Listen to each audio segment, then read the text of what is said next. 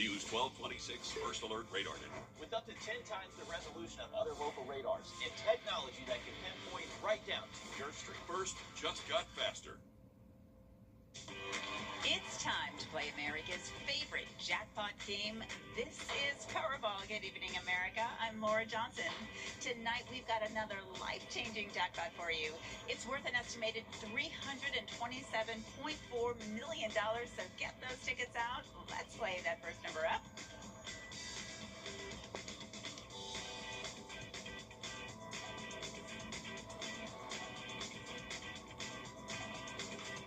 Is 13, followed by the number 21. Tonight we're going to meet NJB from Maryland, who won $50,000 playing Powerball.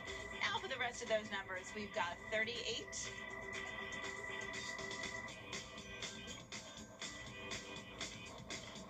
14,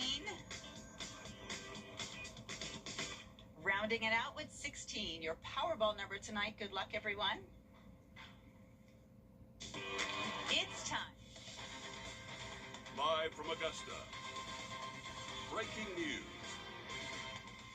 Hello, everybody. We start tonight with a list of local breaking news alerts. The first one out of Washington County. The sheriff's office is near the Walmart here in this map.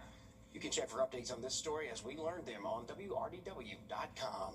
Hays Station neighbors in West Augusta say they deserve transparency.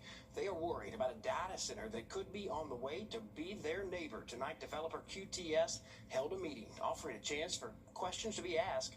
Christy Hood was there listening to the concerns. Tonight, she has learned new details from that meeting. For many in Hays Station, The County Sheriff's Office. Now to a local breaking news alert that happened in Aiken County. Deputies there searching for two men after an armed robbery tonight. You are looking at video of the scene sent to our newsroom within just the last 3 hours. We are told that robbery happened around 8 o'clock tonight on Monterey Drive. Right now, deputies are searching for a young white male and a young black male. Those deputies have cleared that scene, that perimeter they had set up there. If you're familiar with the area, it's near the Walmart here in this map. You can check for updates on this story as we learned them on Wrdw.com. Hays Station neighbors in West Augusta say they deserve transparency. They are worried about a data center that could be on the way to be their neighbor. Tonight, developer QTS held a meeting, offering a chance for questions to be asked.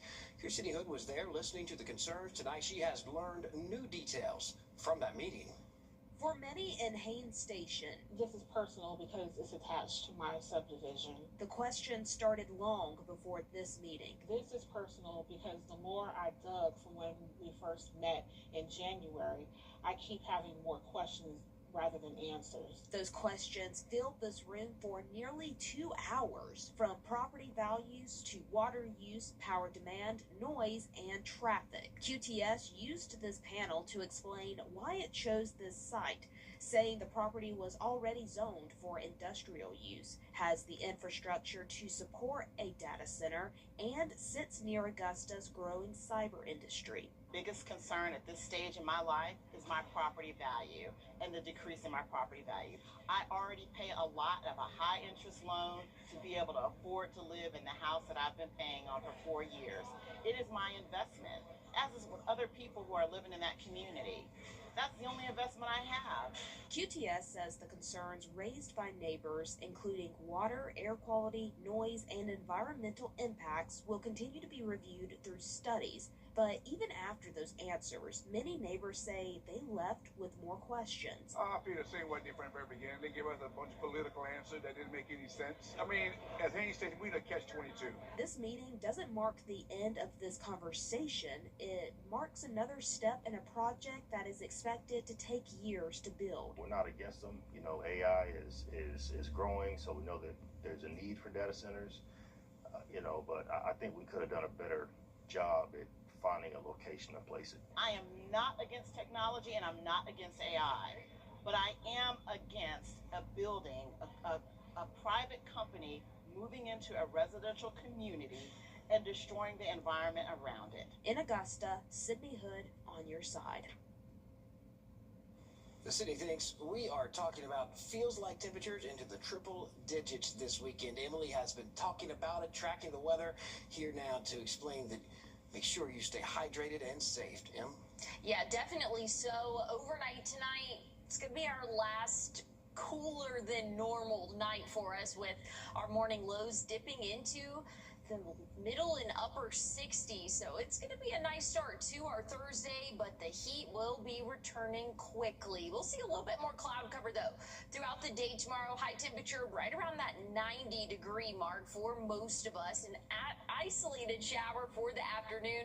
That's also possible, but again, that's kind of that understood 20% chance as we go throughout the next several months. Heat, though, that's the big story. Starting Friday, feeling like the triple digits, and we're going to get as hot as feeling like 106, 107 by the time we start the work week next week. Our actual temperatures are climbing as well. I'll have a look at your full forecast, and we'll talk a little bit more about those rain chances Friday coming up. Outside is absolutely canceled. The money is in the bank, but the work to fix and improve the Newman Tennis Center, well, promised, pushed back. Pretty much anything but started. Your Ethan Hunter here now after asking about the holdup. Fingers are being pointed as the U.S. Tennis Association says the courts are unplayable. Yeah, the state of those courts have caused tennis tournaments to go abroad, away from here in the CSRA. As promised, renovations at the Newman Tennis Center are still waiting for their second serve. But there's a new hope tonight, as the new courts seem to soon be a perfect game, set, match. The Newman Tennis Center has hosted local play since the 80s. Tonight, it's Victoria Bishop and Cleveland Griffin. See if I get an 8, see if I can redeem myself. Facing the circuit at the CSRA TA Socialite Group. You feel like you're in the spotlight, you know, on court one. Trevor Adkins is the president of the Tennis Association. He says these courts have seen better days. Some of the sanctioning bodies would look at cracks like this. They said, sorry, you know, we can no longer sanction tournaments at this facility. The solution came in 2021 when voters passed SPLOST 8, pledging $3.9 million to return the tennis center to its former glory. Just having the courts resurfaced and the lighting done, we should be able to get tournaments back here and turn back on that faucet for economic impact. But Augusta tennis players have waited 5 years and construction still hasn't started. They tell me they've even lost out on hosting tournaments because of the shape of the courts. He's not ready for this. Trevor says the tournaments this facility used to hold would bring in nearly $3 million a year in impact to the area. Last week, he spoke to Commission about the funds, still waiting on the sidelines. Voters voted for it. The money is there, and the city wants, you know, to make these renovations. It's just the timing has come around to where we finally have some dates. The city says progress should now start within 6 months, which feels like a perfect serve for this tennis community. We want to get Newman back to its former glory, or perhaps even better than it's ever been. The players are still playing here at Newman, and their hopes have been renovated as the ball remains in the city's court. It's a great group there at the CSRA TA playing across our area. They're at the Newman Center on Wednesday. Trevor tells me the city has promised that bidding will be done within a month and progress will start within 6 months. It's now all excitement, so those tournaments could get that second serve that they've been waiting on soon. Not getting the second serve tonight, Ethan hitting to himself and still missing. Good job. Good job on the story. Work starting there, we hope, soon. After Saturday's shooting that killed one teenager and landed several others in jail, the Richmond County Sheriff now talking about teen violence. These 3 teens on your screen charged with murder. 18-year-old Eric Miller was killed. We're told guns were found, including one that was illegally converted into a machine gun with what's known as a switch. The sheriff says part of the issue of teen violence is that they are breaking into cars looking for guns, and that is a problem that is happening across the nation. Like, you got to have conversations with them. And, you know, you have to be parents, and you can't be their friend all the time. But in this day and age, you know, our parents tend to want to be our kids' friends more than they want to be the parents. And so then when it's time to be the parent, you've been a friend so much, they don't respect you as a parent. Well, advice tonight is to make sure you lock your cars and keep your guns and valuables out of sight. A man linked to a deadly crash in May turned himself in. That wreck killed a 46-year-old woman. 43-year-old Joshua Haynes, now charged with felony DUI resulting in death. SLED says the crash was a head-on collision that happened on Whiskey Road near Payne Road. Carla Garvin was killed. One person is dead after a crash that happened this morning on Washington Road. 84-year-old Vernon Lewis died in that wreck. It happened on Washington Road and near Washington Commons Drive. Investigators believe his car crossed over into oncoming traffic there.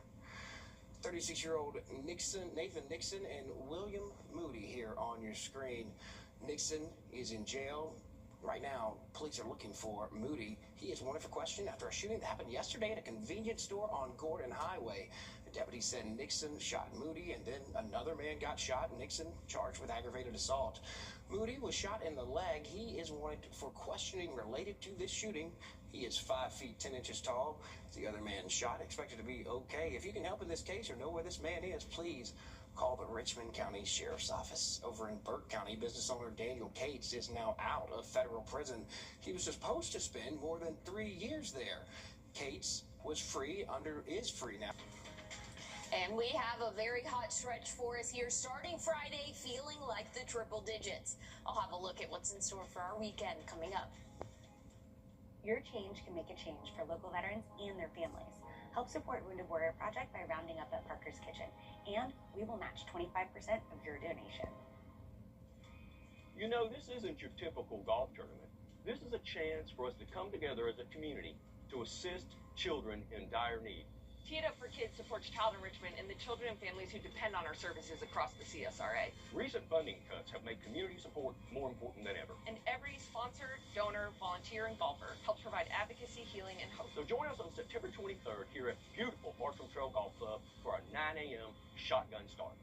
If we can make it happen, we must. My mama spit can. Welcome back tonight. Gap Ministries is partnering with the Richmond County Sheriff's Office homeless outreach team to get unhoused people that help everyone in the community deserves. That's keeping them safe and a place to stay cool. Summers are just so hot, and we take so much for granted. Cold water is so basic. Water in general. Kindness is free. You don't have to pass things out. If you acknowledge someone's existence and you ask them how they are, that's incredibly powerful. It certainly is. We have a location of cooling shelters and how you can donate to help them out on our website. Just search cooling shelters there, and certainly going to be a need for them with feels like temperatures with 3 digits. I mean, that is warm. Yeah, it's going to be hot for us, and not only the feels like temperature, which, in my opinion, that's what matters most. Amen. What it feels like, but we're going to see those actual temperatures upper 90s.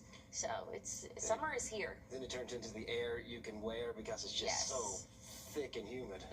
Yeah, that's really going to be what's in store for us, and that's how we're going to welcome the month of July. Overnight tonight, it's going to be one of our last nights, if not the last night, that we're in the 60s for a while. So not a bad start to our Thursday morning, right around that 67, 68 degree mark. So feeling comfortable to start off our day tomorrow, but we're going to warm up pretty quickly. Need to take your furry friend out on a walk. The earlier, the better. By the time we hit 11 a.m., low 80s, that humidity will start to come into play for us, and mostly calm conditions. So we're not getting that nice breeze like we saw yesterday that really made it feel comfortable out there. But tomorrow, still feels like temperatures in the 90s, so that's going to be one of our cooler days, again, in comparison to what we'll see over the next 7 days. Now, once we get into our Friday, feeling like the triple digits, and that's going to continue. Saturday, feeling like 104. Sunday, feeling like 105. And then for the start of the work week next week, we're all going to be in the same boat, feeling like the triple digits all across the CSRA. Augusta feeling like 107. So it's going to be a hot stretch for us as we go throughout the weekend and throughout the start of the week next week. But just kind of putting it all in one graphic here, it's going to be hot, triple digits, again, starting Friday, lasting throughout the work week next week. Tomorrow, an isolated shower possible later on in the evening, but we're looking mostly dry for our Thursday. Now, Friday afternoon, we'll start to see a little bit more than those typical isolated showers, more scattered showers possible for our Friday afternoon and evening. Saturday, just a few hit or miss showers for our area. And again, it's that understood 20% chance every afternoon throughout the summer months. So that will include your Saturday, Sunday. Might not see rain chances, which I did include them this time, but just know it is kind of understood that 20% chance of an isolated shower. Check out Sunday's temperature, 97 for our high. That'll be one of the warmest out of the next 7 days. We're going to keep the upper 90s. Again, starting Sunday, lasting throughout the work week next week. Check out Wednesday, 98. Ooh, we are in for the heat as we go throughout the next 7 days. So I'm really holding on to this 67 that we'll see overnight tonight. That's going to be our last little taste of comfort here before we get into the month of July. We're dropping the 7-day where it's even hot at night. Thanks for that, Em. All right, let's get you up on headlines from across South Carolina and Georgia today. 12 people are now facing federal charges claiming job is to help you save money on wireless. News 1226 First Alert Weather app. The earliest alerts, customized for you, and video forecasts from local experts. Download the free News 1226 First Alert Weather app, your essential CSRA weather survival tool. Sponsored by Ramjack Foundation Repair. the weekend is canceled. I know. Anything Indoors. outside, It's, no, yeah, done. Like, I think even unbearable to go sit at the pool. Yeah. Like, because then the water feels like. I was about to say the water's hot. That's my issue. Because I don't think people like refill it. No. I'm like, why would I just cook? You just destroyed the pool for me. Like, all these people are just out here hanging out in my bubble bath. Yeah. That's how it feels, though. No, I It's agree. disgusting. I agree. We're at that point where the afternoons have been so hot, plenty of sunshine. So if you have outdoor plans, have a good way to stay cool. It is going to be a very hot stretch for us here over the next 7 days. Look at the actual temperatures, mid and upper 90s. We're going to feel like the triple digits starting Friday. Could feel as warm as 106, 107. Starting for the work week next week, our overnight lows will climb as well, so not getting much relief at night with those morning lows in the mid-70s. Want to talk about something hot? Think about our morning show. It starts at 4:30 a.m. Catch that show there. Catch the news when it happens on WRDW.com. Good night, everybody. When doubt surrounds your